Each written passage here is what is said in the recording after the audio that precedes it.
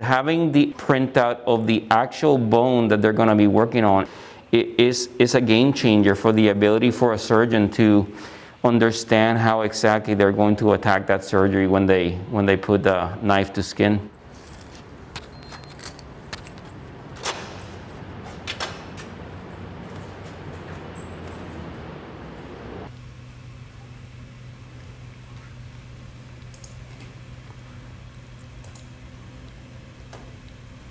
The idea came from a local surgeon that reached out to us and asked us for a 3D printed anatomical model to help him better prepare for a surgical case. So what we did is we took a CT scan and we converted that into a 3D printable model. We sent that over to him and he was actually able to manipulate the bone.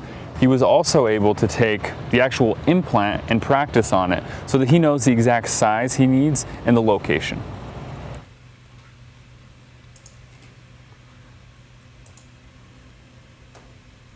What Sean is putting together here is an idea that fulfills a need that we didn't know we had.